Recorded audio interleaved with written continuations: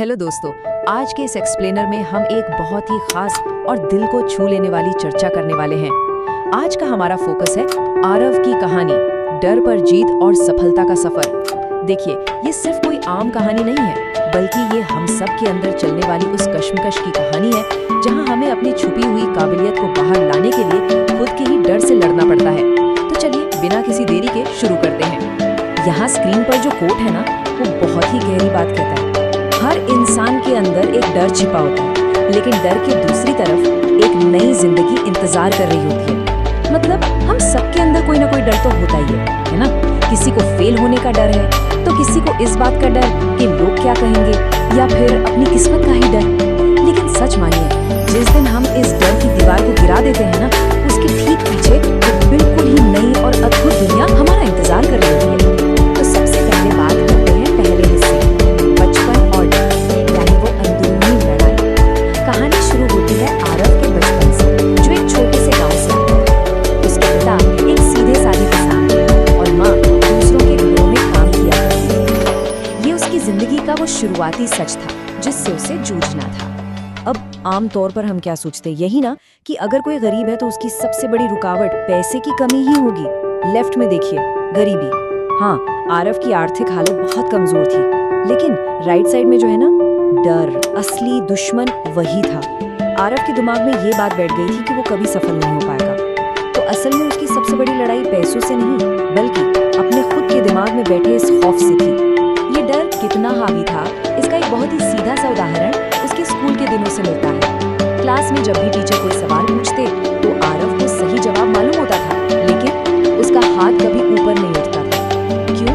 क्योंकि उसे हमेशा यही घबराहट रहती थी कि अगर गलती से भी जवाब गलत हो गया तो पूरी क्लास उसका मजाक उड़ाएगी। ये झिझक उसे अंदर ही अंदर खा रही थी। इसी झिझक को देखकर उसके टीचर ने उसे बहुत ही कमाल की सलाह दी थी। उन्होंने कहा, गलती करने से मत डरो, असल में जो कोशिश ही नहीं करता, सबसे बड़ी गलती तो वही कर रहा है। तो सही बात है ना? लेकिन अफसोस की बात ये थी कि इतने दमदार शब्दों के बावजूद आरव का वो डर खत्म नहीं हुआ। उल्टा धीरे धीरे उसने बड़े सपने देखना ही छोड़ दिया। चलिए अब आगे बढ़ते हैं कहानी के दूसरे पड़ाव की तरफ, शहर में संघर्ष और निराशा का दौर। यहाँ से कहानी का पूरा माहौल बदलता है और शहर की वो मुश्किल चुनौतियां सामने आती हैं जो किसी को भी तोड़ कर रख दें। अगर हम इस सफर की टाइमलाइन को देखें तो 12वीं पास करने के बाद आरव एक बेहतर कल की उम्मीद में शहर आ गया। उसने न जाने कितनी जगहों पर नौकरी के लिए अप्लाई किया, लेकिन हर जगह से बस वही एक रटा रटाया जवाब मिलता, हम आपको बाद में बताएंगे। दिन हफ्ते बन गए, हफ्ते महीने, नौकरी नहीं मिली और जो थोड़े बहुत पैसे वो लाया था वो भी बहुत तेजी से खत्म होने लगे। और फिर वो दिन आया जो शायद उसकी जिंदगी का सबसे बुरा दिन था। सिर्फ 20 रुपए, जी हाँ, उसकी जेब में केवल 20 रुपए बचे थे। वो सड़क किनारे बैठकर रो रहा था और उसे पूरी तरह से यकीन हो गया था कि अब उसका कुछ नहीं हो सकता। वो खुद को बिल्कुल बेकार महसूस कर रहा था। ये उसके सफर का एकदम निचला स्तर था, एकदम रॉक बॉटम। लेकिन कहते हैं ना कि जब सारे दरवाजे बंद हो जाते हैं तो कहीं से एक रोशनी जरूर आती है। तो अब आते हैं तीसरे हिस्से, जिंदगी बदलने वाला पल। यहीं पर एक अनजान इंसान की एंट्री होती है और पूरी कहानी एक पलट जाती है। इस टर्निंग पॉइंट को जरा ध्यान से सुनिए। सड़क किनारे बुरी तरह पीकर रोते हुए उस लड़के के पास एक बुजुर्ग इंसान आते हैं और वो बहुत ही प्यार से बस एक छोटा सा सवाल पूछते हैं, क्यों रो रहे हो बेटा? बस वो एक सवाल और उसमें छुपा वो अपनापन, आरव के अंदर का सारा गुबार बाहर आ गया। उसने रोते रोते अपनी पूरी जिंदगी की कहानी, अपना सारा दर्द उनके सामने रख दिया। उसकी पूरी बात बहुत ही शांति से सुनने के बाद उन बुजुर्ग ने मुस्कुराते हुए एक ऐसी बात कही जिसने सब कुछ बदल दिया। उन्होंने कहा, तुम्हारी हार गरीबी नहीं है, तुम्हारी हार तुम्हारा डर है।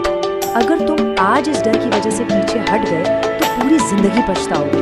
ये शब्द, मतलब ये सीधे उसके दिल पर जाकर लगे। बरसों से उसके दिमाग में जो एक डरी हुई, सहमी हुई सोच बैठी थी ना, इन चंद शब्दों ने उसे पूरी तरह से चकनाचूर कर दिया। और यहीं से शुरुआत होती है चौथे भाग की, संकल्प और नई शुरुआत। डर से लड़ने का एक पक्का फैसला। ये वो समय था जब उसने फाइनली तय कर लिया कि अब वो इस डर के साए में घुट-घुट कर नहीं जिएगा।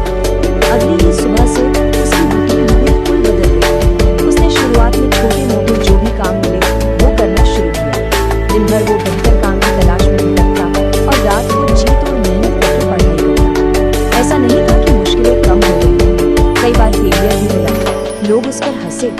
रिश्तेदारों ने खूब ताने मारे, लेकिन इस बार बात कुछ और थी। इस बार उसने हार मानने से साफ इनकार कर दिया था। इस नए और मुश्किल सफर में उसका सबसे बड़ा हथियार क्या था? वो था ये पावरफुल स्टेटमेंट, मैं अपने डर से बड़ा हूँ। रोज सुबह वो आईने के सामने खड़ा होता और पूरी हिम्मत के साथ खुद से यही बात दोहराता। ये बात हमें एक बहुत बड़ा लेसन देती है। दुनिया की बाहरी चुनौतियों से लड़ने से पहले हर इंसान को रोज अपने अंदर की लड़ाई जीतनी पड़ती है। तो अब आ गए हैं हम आखिरी पड़ाव पर, डर पर जीत और सफलता की नई सुबह। आइए देखते हैं कि इस पूरी तरह से बदली हुई मानसिकता का आखिरकार क्या रिजल्ट निकला। देखिए, ये सक्सेस कोई रातों रात नहीं मिल गई थी। इसके पीछे सालों की अटूट मेहनत थी। 2 साल की कड़ी मशक्कत के बाद उसे एक बहुत बढ़िया कॉर्पोरेट जॉब मिल गई। फिर थोड़े और साल बीते तो उसने अपना खुद का एक छोटा सा बिजनेस शुरू कर दिया और आज वो बिजनेस बहुत तेजी से ग्रो कर रहा है। समाज में उसकी एक अलग इज्जत है और मजे की बात तो ये है कि जो लोग कभी उस पर हंसते थे, आज वही लोग दूसरों को उसकी सफलता की मिसालें देते हैं। क्या बात है ना? लेकिन इन तमाम अचीवमेंट्स के बीच जो सबसे गहरी बात समझ आई है वो ये है कि आरव की जिंदगी उस दिन नहीं बदली थी जब उसे सफलता मिली या उसने पैसे कमाए। नहीं, उसकी जिंदगी तो उसी दिन बदल गई थी जब उसने अपने डर से लड़ने का वो पहला कदम उठाया था। उसकी असली जीत बैंक बैलेंस का बढ़ना नहीं था, बल्कि अपने अंदर बैठे उस अदृश्य दुश्मन को हराना था। अब यहाँ पर एक बहुत ही जरूरी सवाल खड़ा होता है हम सबके लिए। आज ऐसे कौन से अदृश्य डर हैं जो हमारे और आपके रास्तों में एक दीवार बनकर खड़े हैं? क्या कुछ ऐसे अनकहे डर हैं जो हमें हमारी असली काबिलियत तक पहुँचने से रोक रहे हैं? जरा सोचिए, क्योंकि जब तक हम उन डरों को पहचानेंगे नहीं, उनका डटकर सामना नहीं करेंगे, तो इसी तरह हमें पीछे खींचते रहेंगे। आज का ये एक्सप्लेनर हम एक बहुत ही पावरफुल थॉट के साथ खत्म करेंगे। डर कभी खत्म नहीं होता, पर हिम्मत उसे छोटा कर देती है। डर के पार एक नई जिंदगी इंतजार कर रही है। सच है, डर तो हमें